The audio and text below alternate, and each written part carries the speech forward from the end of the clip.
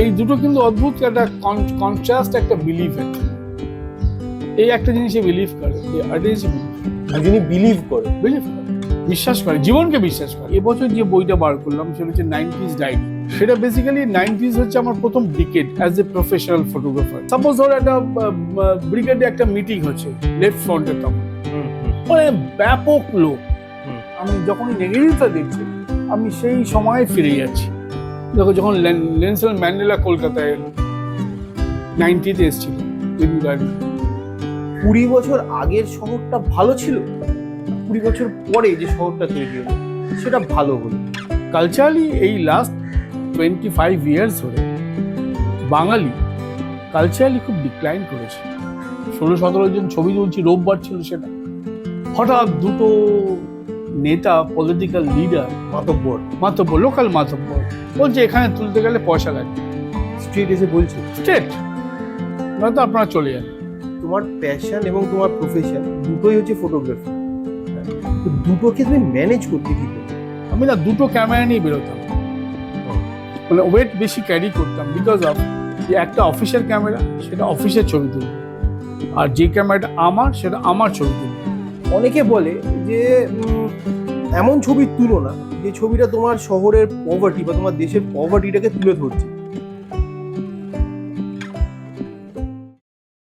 কেমন আছো রাজীব দা? এই তো ভালোই আছি, সব ঠিক আছে। তো এখন কি রাস্তায় বেরোচ্ছ ক্যামেরা নিয়ে? হ্যাঁ, এই তো পরশুদিনও বেরিয়েছিলাম। তো আমার একটা কাজ বাকি আছে, তার জন্য কিছু ছবি তুলছি। কি করছো এখন? হোয়াট ইজ দ্য নিউ এটা প্রজেক্ট? অ্যাকচুয়ালি ওই নিউ টাউনটা আমার কমপ্লিট করবার ইচ্ছা আছে। নিউ টাউনটা লাস্ট 15 ইয়ার্স ধরে ছবি তুলছি। ওটা শেষ কিছু এবার তুলবো, মানে এটা শেষ করবো এবার, ক্লোজ। আচ্ছা, মানে তুমি তো নিউ টাউন নিয়ে আগেও একটা বই করেছো। না, নিউ টাউন নিয়ে বই করিনি, ওটা হচ্ছে হাম্পি নিউ টাউন। হ্যাঁ হ্যাঁ হ্যাঁ হ্যাঁ। হ্যাঁ, এটা শুধু নিউ টাউন নিয়ে হবে বেসিক্যালি। তো আমি যখন ছবি তোলা শুরু করি, সেটা 2007-08-এ, তখন ছিল একদম ফাঁকা। অ্যাকচুয়ালি কয়েকটা কনস্ট্রাকশন হয়েছে, কয়েকটা কিছু হয়েছে, ঝিলগুলো ছিল। তো আমার যেটা এই ছবি তুলতে তুলতে যেটা মনে হলো লাস্ট 20 ইয়ার্স ধরে, যে এটা শেষটা আমি এভাবে করব যে বিফোর অ্যান্ড আফটার, মানে how a city evolved actually, যে একটা জলাভূমি থেকে কিভাবে একটা কংক্রিট জঙ্গল ট্রান্সফর্মড হলো, সেটা আমার এটা একটা কাজ করবার আমার ইচ্ছে আছে। কিছু ছবি তুলবার বাকি আছে, কারণ ওই স্পটটা, এখন যে স্পটটা আমি আগে তুলেছিলাম 20 বছর আগে, সেই জায়গাটা এখন দাঁড়ানোই যাচ্ছে না, এত গাড়ি চলে অ্যাকচুয়ালি। তো তার ফলে ওই জায়গাগুলো খুব ইম্পর্টেন্ট। যে স্পেসিফিক জায়গা, ধরো সাপোজ যেখানে এখন এই বিশ্ব বাংলা গেট আছে, সেই গেটটা 20 বছর আগে কি ছিল সেই জায়গাটা, আর এখন কি হয়েছে। কি ছিল 20 বছর আগে? ফাঁকা, একদম ফাঁকা। তখন জাস্ট রাস্তা শুরু হচ্ছে কাজ। কারণ আমি যখন নিউজ পেপারে চাকরি করতাম আর্লি ইয়ার্সে, তখন যখন মনসুন হতো না, আমরা এখানে ছবি তুলতে আসতাম। কারণ সারা মানে পুরো হরাইজন জুড়ে মেঘ দেখা যেত। আচ্ছা, যারা ওখানে 20 বছর আগে থাকতো তারা? না, ওখানে সেটেলমেন্ট কিন্তু কম ছিল। আচ্ছা, ওখানে কিন্তু সেই অর্থে যেটা নিউ টাউন যেটা অকুপাই করেছে গভর্নমেন্ট, হিটকো যেটা নিয়েছে অ্যাকচুয়ালি, সেটা কিন্তু সেটেলমেন্ট ছিল না। কিছু লোক ওই পাশের যে রাজাহাট যে গ্রাম থেকে, তাদের জমি জমা ছিল এখানে। আচ্ছা, তারা ওখানে এসে চাষ করতো, বাস করতো, আবার ফিরে যেত ওরা। কিছু লোক থাকতো, সেটা খুবই কম, মানে ধরো 100-150 লোক থাকতো আমি যখন দেখেছি অ্যাকচুয়ালি। তার আগে হয়তো থাকতো, কিন্তু আমি যখন দেখেছি তখন হার্ডলি 50-60টা ফ্যামিলি আমি দেখেছি তারা ওখানে থাকে। তাও তারা সেই গ্রামের লোক নয়, তারা ঝুপড়ি বানিয়ে ওখানেই থাকে, হয়তো কোনো মাঠে চাষ করে ওখানে থাকে। তো এইটা আমার শেষ করবার ইচ্ছা আছে এবার, কারণ আমি কলকাতা নিয়ে অনেকগুলো কাজ করলাম। তো এইটা আমার কাছে আমার সামনে একটা শহর তৈরি হলো, যে শহরটা একদম একটা ব্যারেল ল্যান্ড ছিল, জলাভূমি ছিল, প্রচুর গাছ ছিল, পাখি ছিল। সেটা আস্তে আস্তে কী করে কংক্রিটের একটা জঙ্গল তৈরি হলো। মানে আমি কংক্রিটের জল নেগেটিভ অর্থে বলছি না, যে একটা শহর তৈরি হলো। 20 বছর আগের শহরটা ভালো ছিল, 20 বছর পরে যে শহরটা তৈরি হলো সেটা ভালো হলো। তা আমি ঠিক ওই থিওরিতে বিশ্বাস করি না অ্যাকচুয়ালি। মানে আমি বিশ্বাস করি প্রেজেন্ট, এটাও ভালো, আগেও ভালো ছিল আমি যখন ছিলাম, এখন যখন আছি এই সময় এটাও ভালো। মানে অনেকে যেটা বলে যে আগেরটা খুব ভালো ছিল, এখন সব খারাপ, আমি এই থিওরিতে বিলিভই করি না।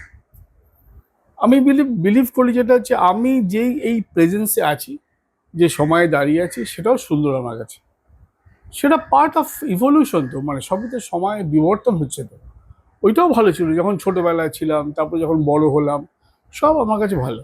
এই যে নিউ টাউনে ধরো আসতাম যখন ছবি তুলতে, ইজ অ্যামেজিং অ্যাকচুয়ালি। এরকম তুমি স্কাই কলকাতা শহরে দাঁড়িয়ে দেখতেই পাবে না, পুরো হরাইজন জুড়ে মেঘ হয়ে আছে, প্রচুর পাখি, প্রচুর মাছ, সবই ছিল। কিন্তু খারাপ ভালোর পোস্টে তো আমি নেই। এই যে এখন দেখতে পাচ্ছি প্রচুর সেটেলমেন্ট, প্রচুর লোক বসবাস করছে, প্রচুর লোক চাকরি করতে যাচ্ছে, সেটাও তো একটা ডেভেলপমেন্ট।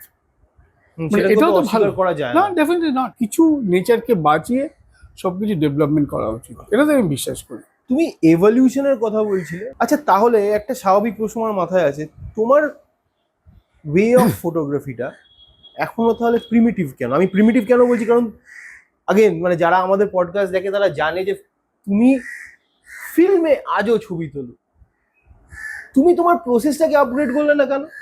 আপগ্রেড করেছি ইন দ্য সেন্স যে আমি যখন নিউজ পেপারে চাকরি করতাম তখন কিন্তু মডার্ন টেকনোলজি দিয়ে ছবি তুলতাম। কিন্তু যে কাজগুলো আমার পার্সোনাল জার্নি, যেটা আমি নিজের বুক প্রজেক্ট বা কোনো প্রজেক্টের জন্য নিজের জন্য করি, সেটা কিন্তু আমি ফিল্ম দিয়ে করি। কারণটা হচ্ছে এটার সাথে আমি খুব সোল কানেক্টেড। কারণ ফিল্মের মধ্যে যে মজাটা আমি পাই এখনো, সেটা কিন্তু আমার মনে হয় না যে আমি ওটা ওই মডার্ন টেকনোলজি দিয়ে পাবো। ধর আমি ডিজিটাল ক্যামেরায় প্রচুর ছবি তুলেছি, কিন্তু ওই যে ব্যাপারটা যারা নেগেটিভতে আসা জার্নি, এই জার্নিটা কিন্তু আমার কাছে এখনো অ্যামেজ করে অ্যাকচুয়ালি। তার ফলে আমি আবার এবছর যে বইটা বার করলাম সেটা হচ্ছে 90s ডায়েরি। সেটা বেসিক্যালি 90s হচ্ছে আমার প্রথম decade as a professional photographer. তো আমি স্টার্ট করেছিলাম 89-এ, আর এই 90s ডায়েরিটা করতে গিয়ে আমি তখন আবার ফিরে গেলাম যে 30 বছর আগে বা 35 বছর আগে আমি কি ছবি তুলেছি। আচ্ছা, এই প্রিজার্ভেশনটা আমার কাছে ইজি হয়েছে বিকজ অফ এই নেগেটিভ ফর্মে আছে বলে। এটা যদি ডিজিটাল ফর্মে থাকতো তাহলে কিন্তু যে আর্কাইভ করতে হতো আমাকে, যে ইনভেস্টমেন্ট করতে হতো, সেটা কিন্তু খুব এক্সপেন্সিভ। হার্ড কপি ছিল বলে ব্যাপারটা ইজিয়ার হয়েছে তোমার। ইজি হয়েছে। তুমি কবে থেকে এই 90s ডায়েরিটা কিউরেট করা স্টার্ট করলে? 90s ডায়েরিটা এটা বেরিয়েছে তো এবছরে 2026-এ। এটা আমি শুরু করি গত বছর মে মাস থেকে অ্যাকচুয়ালি। আচ্ছা, মানে মে মাস থেকে আমি শুরু করি যে এটা আমি করব। তখন আমি আস্তে আস্তে সমস্ত পুরনো নেগেটিভগুলো বার করতে শুরু করি। বার করতে করতে করতে করতে ধরো সেটা প্রায় 17-18 হাজার ছবি আমি সিলেক্ট করলাম। 18,000 ছবি। কারণ আমার কাছে হিউজ নেগেটিভ আছে। কারণ আমার এই 10 বছরে যা তুলেছি অ্যাকচুয়ালি, সেটা নিউজ পেপারের জন্য হোক, নিজের জন্য হোক, সব আমি আমার কাছে আছে। সেই নেগেটিভগুলো আমি দেখা শুরু করলাম, দেখতে দেখতে মার্ক করা শুরু করলাম যে আমি কি চাইছি 90s ডায়েরি। 90s ডায়েরিতে আমি চাইছি যে ম্যাক্সিমাম 100টা ছবি রাখতে, খুব বেশি হলে 18,000 থেকে 100। 100। সেখানে বহু ছবি বাদ দিতে হয়েছে আমাকে। হ্যাঁ, এটা খুব ভালো লাগার ছবিও সবই বাদ দিতে দিয়েছো হয়েছে তো প্রায়। আর যেটা আমি এই বইটাতে করে দুটো জিনিসই খুব হ্যাপি। একটা হচ্ছে যে ধরো মানে ওই সময়টা আমি ফিরে গেছি। সাপোজ ধরো একটা ব্রিগেডে একটা মিটিং হচ্ছে লেফট ফ্রন্টে, তখন মানে ব্যাপক লোক। আমি যখনই নেগেটিভটা দেখছি আমি সেই সময়ে ফিরে যাচ্ছি, যে একটা বাড়ির থেকে আমি উঠলাম, ছাদে উঠলাম, ছাদ থেকে ছবি তুললাম। মানে এটা আমি খুব এনজয় করেছি অ্যাকচুয়ালি, কারণ ওই সময়টা বারবার করে ফিরে যাচ্ছি, আবার বারবার করে আবার এখনকার সময় আসছি অ্যাকচুয়ালি। এই করতে করতে 18,000 ছবি থেকে আমি 150টা ছবি ফাইনাল করলাম। এবার দেখলাম বইটা খুব মোটা হয়ে যাচ্ছে, এখনকার দিনে লোকে অত ছবি দেখবার ধৈর্যও নেই। সেখান থেকে কমে কমে সেই বইটা আমি 100 ছবিতে এডিট করা মানে ফাইনাল করলাম। The golden days of photography, এটা কি ইজ ইট বিহাইন্ড আস? মানে সেটা কি ওই ফেজ দিয়ে কি আমরা পেরিয়ে এসেছি? I don't believe. প্রতিটা আমার বলছি না তোমাকে, আমি এখনো এটা আমার কাছে গোল্ডেন পিরিয়ড। আমার কাছে সব থেকে মেন হচ্ছে যে আমি এক্সিস্ট করছি। সেটা তো তুমি এজ আ পার্সন না মানে সবকিছুই তাই। এবার লোকে কিছু একাডেমিক লোক বলবে যে ওই সময়টা গোল্ডেন পিরিয়ড ছিল সিনেমার, ওই সময়টা গানের গোল্ডেন পিরিয়ড ছিল। এখন কি ভালো গান তৈরি হচ্ছে না? কিন্তু সেটা ইভলভ করে গেছে অ্যাকচুয়ালি। না, আমি কেন বলছি দাদা কথাটা বলো তো, আমি তোমার সাথে এগ্রি করি, কিন্তু আমি তো এই কথাটা বলছি এই কারণে, কারণ ধরো এই সালটা তখন 2010 হবে, যখন ডিজিটাল ক্যামেরা সস্তায় পাওয়া যেতে শুরু হলো, তখন সবাই ফটোগ্রাফি করছে। মানে ফটোগ্রাফি একটা, তুমি ফেসবুক খুললে হ্যাঁ, ফটোগ্রাফসে ভর্তি, এবং ভালো ছবিও তুলতো মানুষের।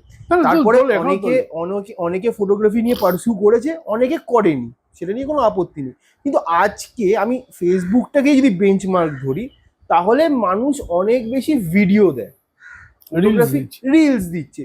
প্লাস তুমি একটা কথা বললে না যে বইটা মোটা হয়ে যাচ্ছিল 150 ছবিতে, আমাকে ছবিটা কমাতে বাধ্য হলাম আমি কমাতে। মানুষের ধৈর্যও তো পড়েছে, একটা ছবিকে দেখে অ্যাপ্রিসিয়েট করা, তার গল্প বোঝা, সেই ধৈর্যটাও কমে গেছে। আমি সেই জন্যই বলছি, do you think that for all this reasons the golden period of photography is gone? দেখো, আমি তো একটা সহজভাবে বলতে চাই, যেটা হচ্ছে যে মানে কোনো কিছুই চিরস্থায়ী নয় তো, একদম কোনো কিছু চিরস্থায়ী নয়। একটা সময় মানুষ তো পাথরের গায়ে ছবি আঁকত, তারপরে ক্যানভাস এসছে, ক্যানভাসে এসছে, এখন ডিজিটাল আর্ট হয়েছে, ডিজিটালে পেইন্ট করছে, কমান্ড দিচ্ছে, পেইন্ট হচ্ছে, কমান্ডে পেইন্ট হচ্ছে। তবে এইগুলো নিয়ে অত ভাবার কিছু নেই। তুমি যেটাতে বিশ্বাস করো, যেভাবে বিশ্বাস করো, সেটার মধ্যে থাকাটা আমার মনে হয় সব থেকে ভালো। এত এত কনফিউজ হয়ে লাভ নেই অ্যাকচুয়ালি। তোমার বিশ্বাস কি? আমার বিশ্বাস আমি যেটাতে আছি সেভাবে ছবি তুলে যাব। যদি ফিল্মটা বন্ধ করে দেয় প্রোডাকশন, ধরো সব কোম্পানি প্রোডাকশন বন্ধ করে দিল, মানে not available in this planet, তাহলে তো আমার কিছু করার নেই। কিন্তু যদি দুটো ফিল্মও কোনো কোম্পানি বানায়, কিন্তু যেটা মজার ব্যাপার হচ্ছে, প্রচুর নতুন নতুন ব্ল্যাক অ্যান্ড হোয়াইট ফিল্ম তৈরি হচ্ছে আবার। তাই? হ্যাঁ, ইনফোর্ড একটা ফিল্ম বার করেছে নতুন, কোডাক ট্রাইএক্স আবার রিলঞ্চ করেছে ব্ল্যাক অ্যান্ড হোয়াইট ফিল্ম। আচ্ছা। তো তার মানে কোথাও একটা কিছু এক্সিস্ট করছে অ্যাকচুয়ালি, পার্মানেন্টলি ওটা ভ্যানিশ হয়ে যায়নি। তো যতদিন ফিল্ম মানে পাওয়া যাবে আমি সবই তুলে যাবো, আমি এতে বিশ্বাস করি। তো তোমার ছবিগুলোতে একটা জিনিস কমন ছিল যে they are all black and white. All black and white কেন? ভালোবাসা একদম। মানে এটা তো কোনো একটা মানে ফিলোসফি থেকে আসছে। ধরো আমি সাদা ফুল দেখতে খুব ভালোবাসি, আমার কালারফুল খুব একটা ভালো লাগে। I love white colour, I love black and white colour. আমি কালার খুব একটা, অ্যাকচুয়ালি কালার ব্লাইন্ড আমি অ্যাকচুয়ালি, অতটা কালার নিয়ে আমার খুব একটা এই নেই। তুমি দেখো আমি সাদা ফুল রোজ কিনি একটা করে, এটা আমার ভালোবাসা দেখে। তো এটা কেন ভালোবাসি সেটা খুব মানে দুরূহ অ্যাকচুয়ালি বলা হবে। তারপরে আমি ওয়াইল্ড খুব ভালোবাসি, ওয়াইল্ড ফুল যেগুলো সাদা ওয়াইল্ড ফুল, দেখবে প্রচুর পাহাড়ের গায়ে প্রচুর সাদা সাদা ফুল হয়, মানে সো অ্যামেজিং অ্যাকচুয়ালি। মানে এগুলো কিন্তু খুব কানেক্টেড আমার সাথে। তোমাকে কি কোনোভাবে সেটা ইনফ্লুয়েন্স? হ্যাঁ, বুঝতে পারো? ভীষণভাবে ভীষণভাবে। একটা এক্সাম্পল দাও। আমার ঘাস ফুল সব থেকে প্রিয় ফুল। এই বাজারে ঘাস ফুল প্রিয়? একদম বলছি, এই বাজারে ঘাস ফুল? না না, ঘাস ফুল। আচ্ছা ওই আচ্ছা আচ্ছা, না কোনো পলিটিক্স কিছু নেই, বাট ঘাস ফুল আমার দারুণ লাগে।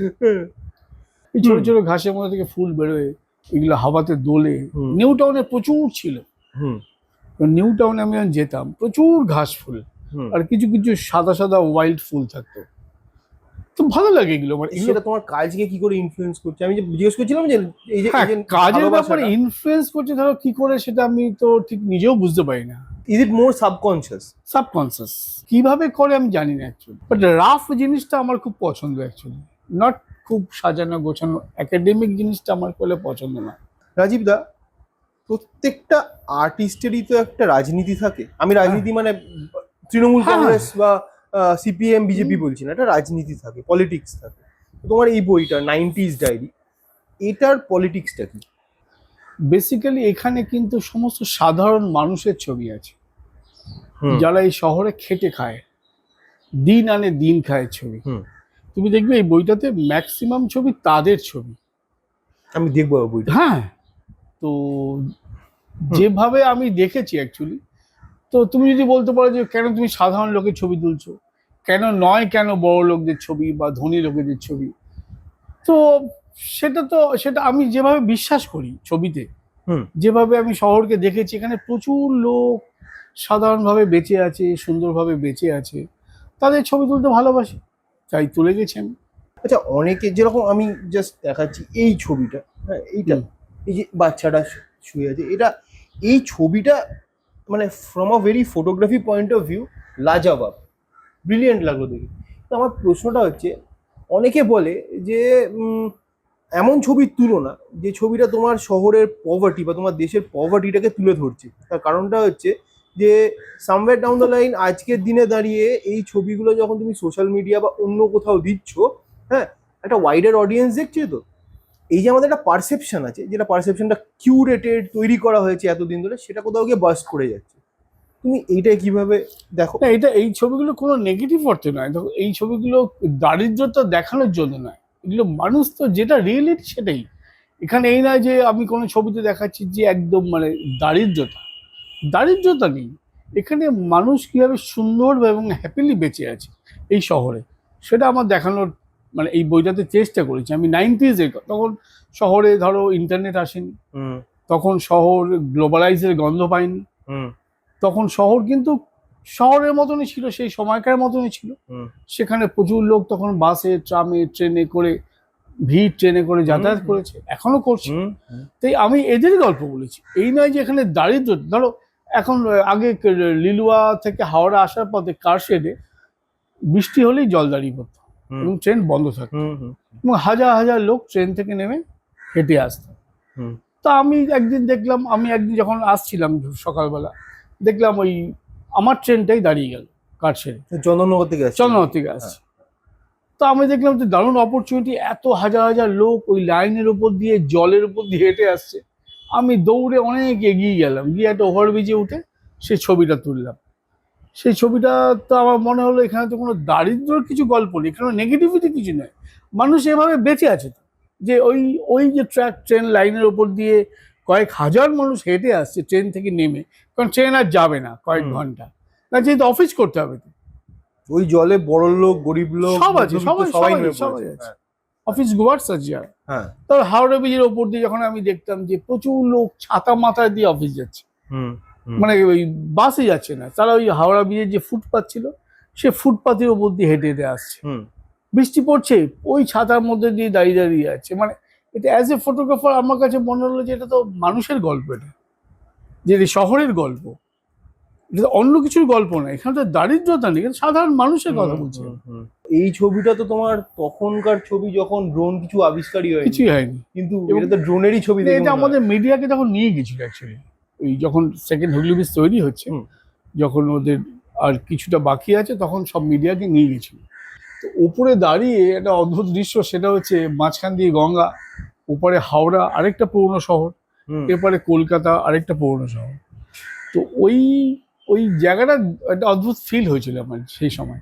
আচ্ছা, নতুন পুরনো মানে নতুনেরও দরকার আছে, কিন্তু পুরনোটা আমার কোথাও মনে হয় ভালো করে কনজার্ভ করাটা হ্যাঁ, খুব উচিত। 100 আমার পার্সোনালি মনে হয় কলকাতাকে কনজার্ভ সেভাবে করা হয় না। হয়নি লাস্ট 50 ইয়ার্স ধরে। কারো খুব একটা মাথা ব্যথাও নেই এটাকে মানে কনজার্ভ করার। একটা পুরো বাড়িকে তুমি যদি লাল রং করে দাও, তার মানে নেই সেটাকে কনজারভেশন।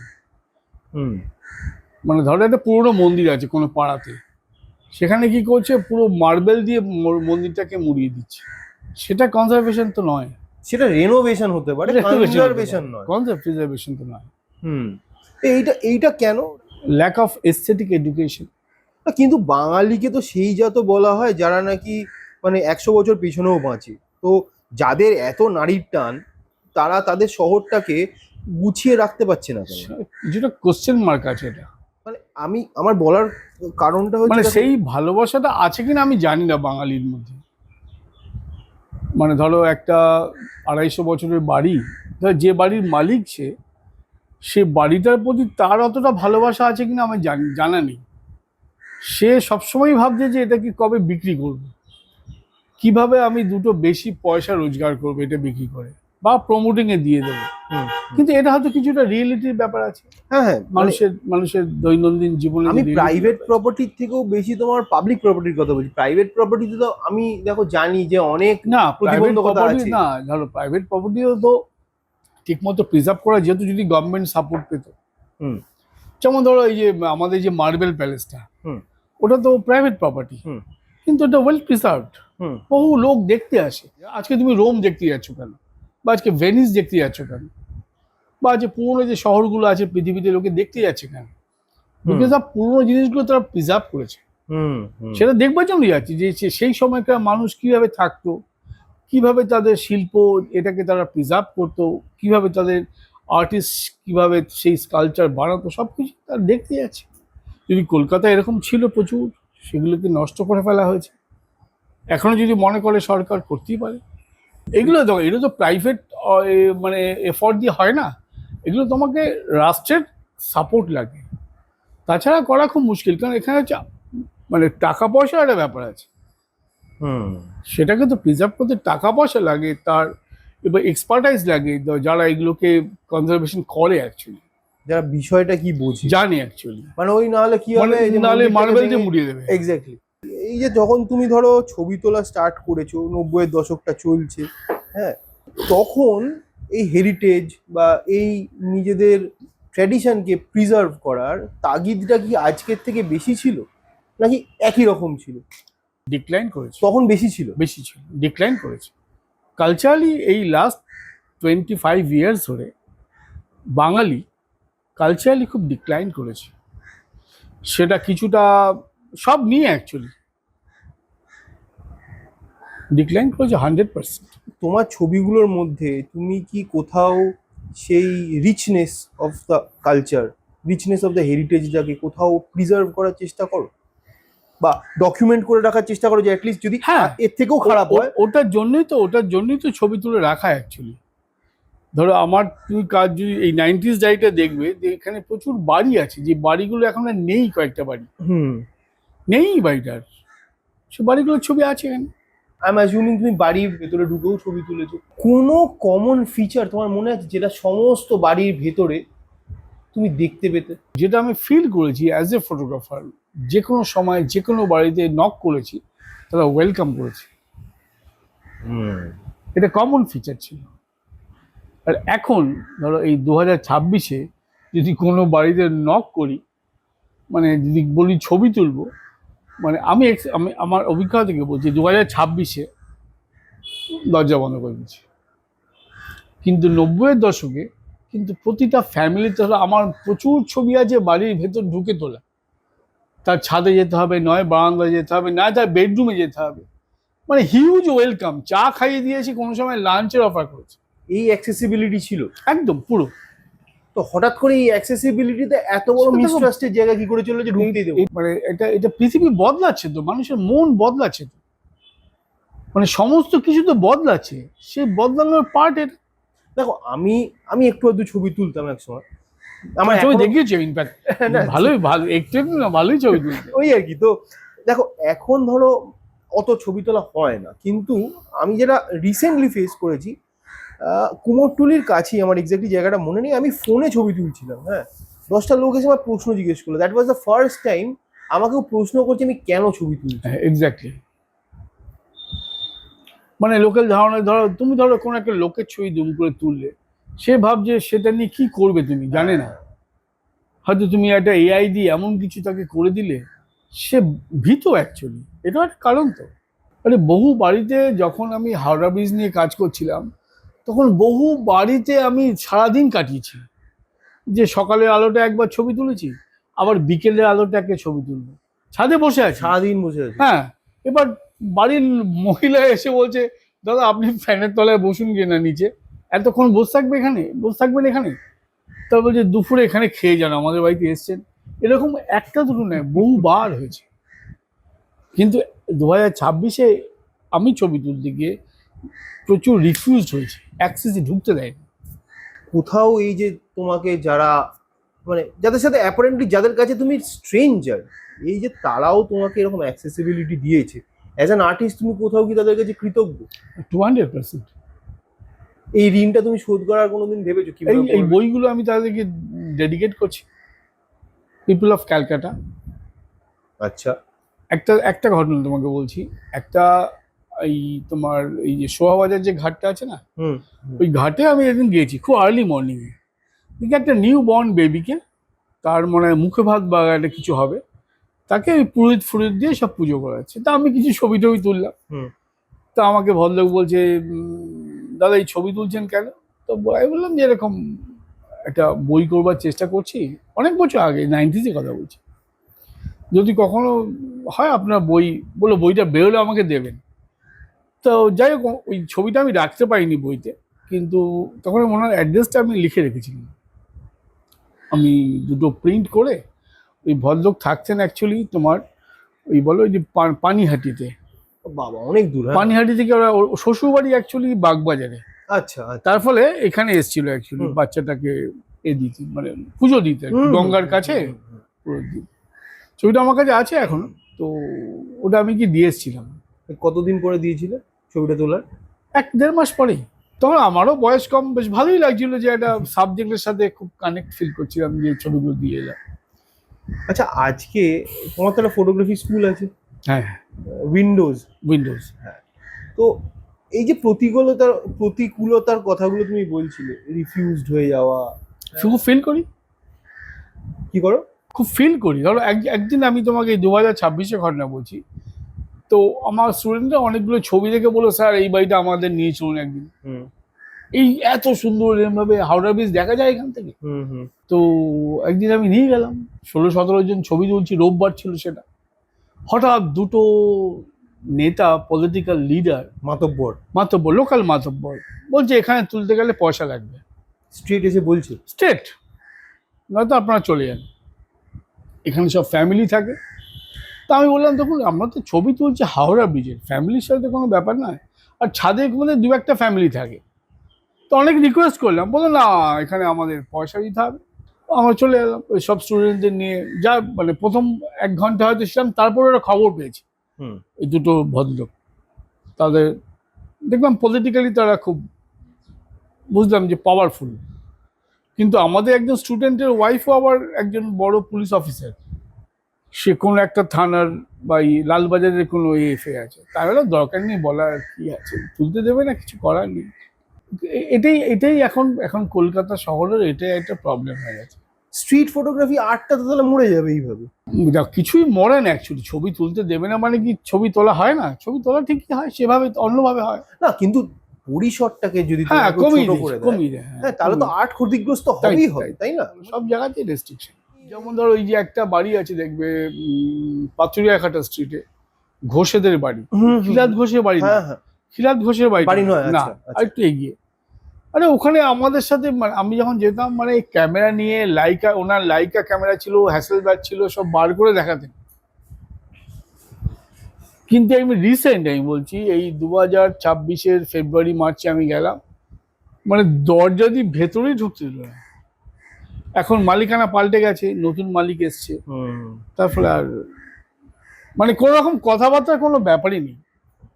মানে অ্যাজ ইফ তুমি একজন ডাকাত বা গুন্ডা লোক বাড়িতে এসছো, ছবি তোলার কি আছে, কি ছবি তুলবে? পরিবর্তন তো হয়েছে বটেই। এখন আমার মনে হয় মানুষ অনেক বেশি রেগে আছে সবাই। হ্যাঁ রেগে আছে, খুব বিরক্ত হয়ে আছে, চাহিদা বেড়ে গেছে মানুষ, ডিমান্ড তোমার আকাশ ছোঁয়া অ্যাকচুয়ালি। তুমি তো সব ডিমান্ড তো ফুলফিল করতে পারছো না, তো তোমার তো প্রচুর ডিমান্ড, তুমি এখন বিরক্ত তো হবেই। ধরো 100টার মধ্যে তোমার যদি 30টা মেটে আর যদি 70টা বাকি পড়ে থাকে, তার জন্য তোমার তো বিরক্ত আছেই। এত চাহিদা থাকলে কে কিভাবে মেটাবে তুমি? ইন্টারনেট পৃথিবীতে অনেক কিছু দিয়েছে, অনেক কিছু দিয়েছে, কিন্তু আমি জানি না কেন মানুষের ব্যক্তি জীবন, একটা মানুষ তো একটা লিমিটেড সময় নিয়ে আসে পৃথিবীতে, খুব ডিস্টার্ব হয়ে গেছে। মানে মানুষ কিছু আর দেখছে না অ্যাকচুয়ালি। আমি খুব বিরক্ত হয়ে আছি, মানে এই ওখানে ওখানে ছবি তুলতে দিচ্ছে না, ওখানে বলছে না ছবি তো বেরিয়ে যান এখান থেকে। আচ্ছা, তুমি তোমার স্টুডেন্টদের এখন তাহলে কিভাবে মানে ফটোগ্রাফিতে পুশ করছো, কারণ এতগুলো প্রতিকূলতা আছে? না আমি যেটাকে ইন্সপায়ার করাটা কথাটা আমি জানি না কতটা, কিন্তু আমি যেটা বোঝাতে চাই যে এগুলো থাকবেই, এগুলো তো হবেই, এগুলো তো পার্ট অফ মানে ফটোগ্রাফি। সব জায়গায় তোমায় ছবি তুলতে দেবে না, সব কিছুর ছবি তুলতে দেবে না, কিন্তু ছবি তুলতে হবে, যেটা তুলতে দেবে সেটাই তুলতে হবে, বা যেটা তুলবে মনে করবে যদি অ্যাক্সেস হয় সেটাই তুলবে। কিন্তু ছবিটা তোলার ক্ষেত্রে কি হয়, ছবিটা তো তোলাটা তো এক ধরনের মেডিটেশন। তো যখন তুমি ছবিটা তোলার মধ্যে থাকবে, তখন কিন্তু তুমি অনেক কিছু থেকে তুমি মানে নিজেকে সরিয়ে নিতে পারো, ডিট্যাচ করতে পারো। তার ফলে কি হয়, ওটা একটা মেন্টাল পিসের জায়গা থাকে। তাহলে তুমি রাস্তায় ঘুরছো এমনি, তুমি যা পারছো ছবি তুলছো, সেইটাকে আমরা কিছুটা গাইড করি যে কিভাবে ছবি তুলতে হবে। কি তুলতে হবে, কি বিষয় নিয়ে ছবি তোলা উচিত। এই দৃষ্টিভঙ্গিটা বা পার্সপেক্টিভটা তৈরি করো কি করে? What separates that photographer from a common person? আমাদের কাছে যখন প্রায় প্রথম যে আমরা ব্যাচটা শুরু করেছিলাম 15-16 জন ছিল, তারা সব একদম মানে নভিস অ্যাকচুয়ালি, হুম নভিসও নয়, মানে নভিসের থেকেও নিচে, কিন্তু তাদের ছবি তোলার আগ্রহ ছিল, তাদের ছবি দেখাটা প্রথমে অন্যরকম ছিল। তারা ভাববে যে সুন্দর দেখতে ছবি হলেই খুব সুন্দর, মানে ধর সানরাইজ হচ্ছে, হুম, সানসেট হুম, হচ্ছে, পাখি উড়ে যেটা যাচ্ছে, নর্মালি হয়। নর্মাল হয় অ্যাকচুয়ালি। এবার আমি যখন ধরো আমার কথা বলতাম, বা আমার আরেকজন যে বন্ধু আছে ও ওর কথা বলতো, ওরা ঠিক কমিউনিকেট করতে পারতো না, বুঝতে পারতো না কি বলছি। কি বলতে চাইছে actually। হ্যাঁ। কি তাদের মানে এটা মানে কি বলবো, মানে তাদের মাধ্যমটা তাদের কাছে একটু দুরূহ লাগতো, যে আমরা তো ছবি বলতে তো অন্যরকম বুঝি, যে একটা কিছু থাকবে, একটা কিছু মানে ভালো জিনিস দেখতে হবে। তো এই 6 মাস যখন যাবার পর তখন ওরা আমাদেরকে বলতো যে স্যার আপনারা আমাদেরকে ব্রেন ওয়াশ করে দিয়েছেন, আমাদের দেখাটা পাল্টে গেছে, কিভাবে আমি আমার চারপাশটাকে দেখবো সেই দেখাটা কিন্তু একদম পাল্টে গেছে। এর কোনো গ্রামার আছে যে? না, কোনো গ্রামার নেই, গ্রামার কিছু নেই। মানে তোমাকে দেখো, গ্রামার তো প্রতিটা জিনিসের তো একটা যে কোনো টেকনোলজির তো একটা রুল থাকে। হুম তোমাকে একটা অ্যাপারচার দিতে হবে, একটা শাটার দিতে হ্যাঁ, হবে, ওটা তো টেকনিক্যাল টেকনিক্যাল পার্ট ওটা তো থাকবে, গুগল করলে আমি শিখে যেতে পারবো। ওটা শিখে যেতে পারবে। কিন্তু আসলে তুমি কিভাবে দেখবে একজন মানে সিটিজেন অফ দিস প্ল্যানেট, তোমার প্ল্যানেটটাকে, আপ টু ইউ অ্যাকচুয়ালি। তুমি ভেতর থেকে যত এনরিচ হবে তত তোমার দেখাটা আরো পরিষ্কার হবে একজন ভিজুয়াল আর্টিস্ট হিসেবে। মানে তুমি তোমার দেখাটা কিন্তু সবসময় থ্রু দ্য লেন্স, খালি চোখে তো সবাই দেখছে, আমার লেন্স দিয়ে আমি আমার রিয়ালিটিটাকে দেখবো, তাই তো? তোমার সব বিষয়টাকে তুমি বুঝবার চেষ্টা করবে। ধরো ধরো যদি ওয়াইড অ্যাঙ্গেলে তুলি তার পার্সপেক্টিভটা কি হবে, যদি টেলি লেন্সে তুলি তার পার্সপেক্টিভটা কি হবে। রাজীব দা, তুমি যখন ফটোগ্রাফি করেছো, ফটোগ্রাফি করে রোজগার করা সম্ভব ছিল। হ্যাঁ, আজকের দিনে সেটা টাফ, টাফ। আর একমাত্র এখন অল্টারনেটিভ বলতে তুমি দুটো জিনিস করতে পারো, একটা হচ্ছে ওয়েডিং বা ফ্যাশন ফটোগ্রাফি বা ইভেন্টের ফটোগ্রাফি। হুম কিন্তু আর নিউজ ফটোগ্রাফি একটা সময় খুব গ্ল্যামারাস ছিল, হুম ফটো জার্নালিস্ট। কিন্তু এখন যেহেতু নানান রকম প্রিন্ট মিডিয়াতে, যেহেতু প্রিন্ট মিডিয়ার ভিউয়ার্স ফল করেছে, তার ফলে এখন চাকরি বাকরি পাওয়াটা টাফ, ইমেজ নিয়ে লোকের কিউরিওসিটি নেই আর। এবার সেখানে দাঁড়িয়ে কিন্তু একজন ভিজুয়াল যে ফটোগ্রাফার বলো, তারও এটাও একটা চ্যালেঞ্জ, কিন্তু তার মানে চ্যালেঞ্জটা আরো বেশি। বেশি। ধরো আমি যখন এই 90s ডায়েরিটা করেছি, আমি একটু ভয় পাচ্ছিলাম যে লোকে এটা অ্যাকসেপ্ট করবে, 90 দশকের ছবি, পুরনো ছবি, হুম হুম। যে আমি সত্যি ভয় পাচ্ছিলাম যে এতগুলো প্রিন্ট কি সেল হবে, যেটা রিয়েলিটি। তারপর দেখলাম যেই দু একজন বইটা নিল প্রথমে, দেখে খুব অ্যাপ্রিসিয়েট করলো, বলে আপনি এত ছবি রেখে দিয়েছেন, মানে এই যে আজ থেকে ধরো 30-35 বছর আগেকার ছবি, প্রতিটা ছবি রেখে দিয়েছেন। হ্যাঁ, সব কিছু আমার আছে তো। আমি বললাম এটা তো আমার লাইফ অ্যাকচুয়ালি, মানে আমি তো অন্য কিছু করিনি, আমি তো এটাই করে এসেছি এত বছর ধরে, তো আছে আমার কাছে, তো আমার মনে হলো এটা বই করা দরকার। তোমার প্যাশন এবং তোমার প্রফেশন দুটোই হচ্ছে ফটোগ্রাফি। হ্যাঁ, তো দুটোকে তুমি ম্যানেজ করতে কি করে? আমি না দুটো ক্যামেরা নিয়ে বেরোতাম, হুম মানে ওয়েট বেশি ক্যারি করতাম, বিকজ অফ যে একটা অফিসের ক্যামেরা সেটা অফিসের ছবি তুলবো, আর যে ক্যামেরাটা আমার সেটা আমার ছবি তুলবো। ধরুন আমি যখন নিউ টাউনে কাজ করছি, নিউ টাউন তো ধর্মতলা অনেক দূরে, হুম অনেক দূরে। তো আমি অফিসে বলতাম যে ধরো কিছু নেই, কোনো অ্যাসাইনমেন্ট, তো এডিটারকে বলতাম যে আজকে আমি দেখছি শহরে কি একটা স্ট্যান্ডার্ড ছবি দিতে হবে কি অফিসে। হুম তা আমি ওই বাস ধরে তখন নিউ টাউনে চলে আসতাম, হুম কিন্তু আমার কাছে দুটো ক্যামেরা, একটা আমার ফিল্ম ক্যামেরা, আর আরেকটা প্রবলেম হচ্ছে একটা ফিল্ম ক্যামেরা, একটা ডিজিটাল ক্যামেরা। অফিসেরটা কি ডিজিটাল? অফিসেরটা ডিজিটাল ক্যামেরা, আচ্ছা। মানে আধুনিক ক্যামেরা সেটা, হুম হুম হুম। আর আমারটা হচ্ছে সেই পুরোনো হুম, ফিল্ম হুম। ক্যামেরা। তো আমি নিউ টাউনে এসে প্রথমে সেদিনকার মতো কি ছবি হবে নিউজ পেপারের জন্য সেটা ভাবতাম, যে একটা পেয়ে গেলে মানে আমি খুব লাকি, যে আজকে বুঝতে পারতাম যে এই ছবিটা আজকে নিউজ পেপারে দেওয়া যেতে পারে। হুম। সাপোজ ধরুন খুব বৃষ্টি আসছে, বৃষ্টি হবে, তো প্রচুর মেঘ করেছে আর কি, তো প্রথমে দু একটা ছবি তুলে ফেললাম অফিসের জন্য, তারপর আমি ওই ক্যামেরাটাকে বন্ধ করে নিজের ক্যামেরা নিয়ে হাঁটতে হাঁটতে নিউ টাউনে দেখতে দেখতে দেখছি প্রচুর সত্যি মেঘ করেছে, ছবি তুলেছে। আচ্ছা, এই দুটোকে যখন তুমি ব্যালেন্স করছো, তোমার ফ্যামিলি সাপোর্ট কিরকম ছিল? প্রচুর। Do you consider yourself lucky? কেন আমি না, বলছি, লাকি লাকি লাকি, কারণ আমার ওয়াইফ আমাকে যেভাবে, আমরা একই অফিসে কাজ করতাম, ও আমাকে যেভাবে সাপোর্ট দিয়েছে হোল মাই কেরিয়ার, অ্যাকচুয়ালি এটা খুব রেয়ার, অ্যাকচুয়ালি খুব রেয়ার। অনেক অনেক বইতে আছে ও কাভার ঠিক করে দিয়েছে, আমার কাভার পিকচার ঠিক করে দিয়েছে। তো এটা তো সবার, ধরো আমরা তো যেহেতু আমরা খুব বন্ধুর মতো ছিলাম বিয়ের আগেও, বিয়ের পরেও ধরো আমাদের 32 ইয়ার্স হয়ে গেল, একইভাবে আছি। তা আমার ছেলেরাও খুব সাপোর্ট করে, আর আমার মা বাবা খুব সাপোর্ট করতো। আর এই বইটাতে আমি আমার মা বাবা ছবি রাখতে পেরেছি, 90s এর তোলা, সেটা কি চন্দননগরের বাড়ি? চন্দ্রনগর বাড়িতে তোলা।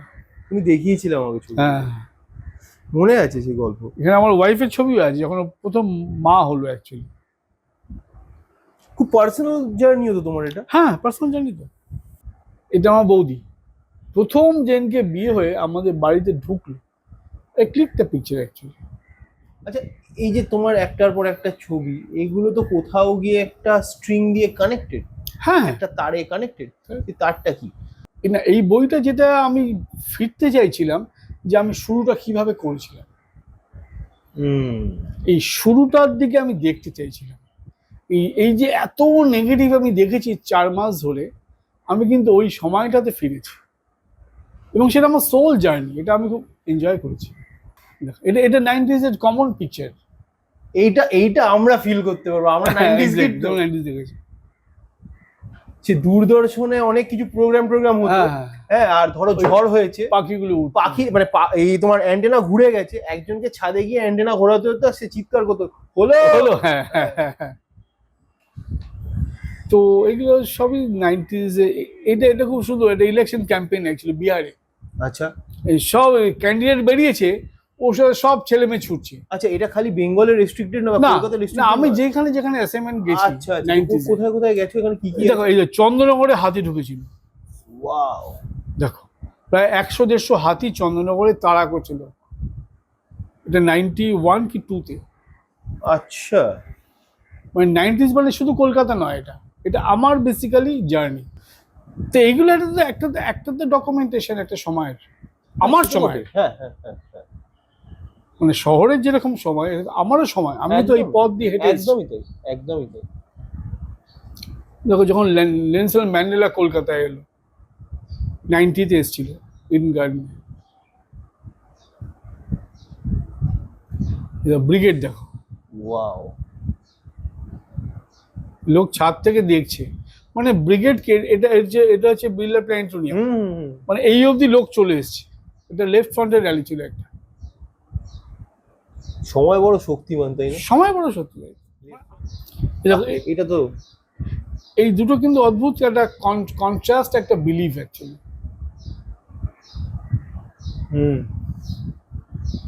এই একটা জিনিসে বিলিভ করে, এই আরেকটা জিনিসে বিলিভ করে, দুজনই বিলিভ করে, বিশ্বাস করে, জীবনকে বিশ্বাস করে। হ্যাঁ হ্যাঁ, সে যেভাবেই হোক, যেভাবেই হোক, হ্যাঁ।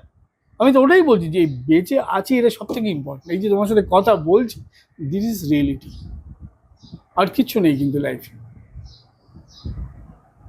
আর এর গল্প খুব ইন্টারেস্টিং। এর 2 ছেলে ছিল, 2 ছেলে মেদিনীপুর জেলে, এই 2 ছেলে খড়গপুর বিআইটি স্টুডেন্ট, জমজ ছিল। সেই সময় 70s মনে হয়, ওই নক্সালাইট মুভমেন্টের সময় ওর 2 ছেলেকে মেদিনীপুর জেলে মেরে ফেলা হয়। আমি এটা শুনেছি, মানে এর মধ্যে সত্যি মিথ্যে আমি কিছু জানি না, কিন্তু উনি কিন্তু সেই আদর্শে এখনো কিন্তু বিশ্বাস করে, ছেলেদের আদর্শে। সে কিন্তু এই 86 বছর বয়সে মিছিলে এসে হাতটা ভাবে, এই যে মানুষের দৃঢ়তা, এই যে বিশ্বাস, এটাকে তুমি কিছু দিয়ে কিছু করতে পারবে না। এই তো গ্যাস বেলুন না, তুমি ফুলিয়ে দিলে ফেটে বেরিয়ে গেল। এটা তো গ্রাউন্ড লেভেল থেকে একটা বিলিফ থেকে আসছে। সে কমিউনিস্ট হোক, রাইটিস্ট হোক, হোয়াট এভার, তার বিলিফের জায়গাটাকে তোমার রেসপেক্ট করতে হবে। আইডিওলজি আর অপরচুনিজমের তো এটাই পার্থক্য। তাহলে এই লোকটাও কিন্তু কিছুই জানে না, পড়াশোনা হয়তো কিছুই জানে না, সে বিলিভ করে এই জিনিসটাকে। হুম। সেটা ভুল ঠিক ঠিক তোমার ভাষায় ভুল হতেই পারে, কিন্তু ওর বিলিফটাকে ওর belief অস্বীকার করতে ওটা পারে ওটা না। ওটা তো পিউরিফাইড, একদম একদম। এটাও তো পিউরিফাইড। এই কমিউনিস্ট মহিলাও পিউরিফাইড, হুম হুম। সে এখনো বিশ্বাস করে পৃথিবীতে কোথাও কোনো একদিন কমিউনিজম আসবে, এটা কিন্তু অস্বীকার করতে পারবে না এখনো। মানে ধরো এই সময় দাঁড়িয়েও প্রচুর মানুষ স্বপ্ন দেখে এখন, ভাই তাতে সব তো শেষ হয়ে যেত। তুমি কি অ্যাডভাইস দিতে চাইবে নতুন ফটোগ্রাফারদের? প্যাশন থাকলে অনেক কিছু ওভারকাম করা যায়। তুমি যদি কাউকে খুব ভালোবাসো, তার জন্য তুমি সব কিছু করতে পারো। দাদা বুঝবো কি করে যে আমার মিডিয়ামটার প্রতি ভালোবাসা? যেমন আমি বলছি, ধরো আমার ছবি তুলতে ভালো লাগে, হ্যাঁ, হয় না ভালোবাসার ক্রাশ, একটা ক্রাশ বলেও তো ব্যাপার আছে। তো আমি বুঝবো কি করে that my love for photography is really ভালোবাসা অ্যান্ড নট ক্রাশ, মানে ক্ষণিকের ব্যাপার নয়, এটা কি করে বুঝবো? ধরো তোমার কোনো বান্ধবী আছে, তুমি ধরো 1 মাস দেখতে পেলে না, 2 মাস দেখতে পেলে না, ইফ ইউ লাভ তোমার বান্ধবীকে, তা তোমার তো একবার দেখতে ইচ্ছে করবে ওকে, এটাও তাই। তাহলে তুমি 2 মাস ছবি তুললে না, মানে ছবিটার মধ্যেই তুমি যাপন করলে না, তুমি অন্য কিছু করলে, যা খুশি করলে, কিন্তু তুমি দেখলে 2 মাস পরে তোমার কোথাও একটা অসুবিধা হচ্ছে, তখন কিন্তু তুমি আবার তুমি যদি ভালোবাসো ওটাকে, ঠিক তোমাকে ফিরিয়ে নিয়ে আসবে। ওই ফিরে যদি আমি আসি তাহলেই ওটা আমার ভালোবাসা, তাহলে? তাহলেই আমার এই এত ইনভেস্টমেন্ট ওগুলো করা দরকার। একদম একদম রাজীব দা, অ্যাজ ইউজুয়াল তোমার সাথে গল্প করাটা ইজ আ প্লেজার। একদম। থ্যাংক ইউ, অনেকটা টাইম দিলে। Best of luck for your new book, for this book 90s diary and the new project. একদম। থ্যাংক ইউ দাদা। Thank you.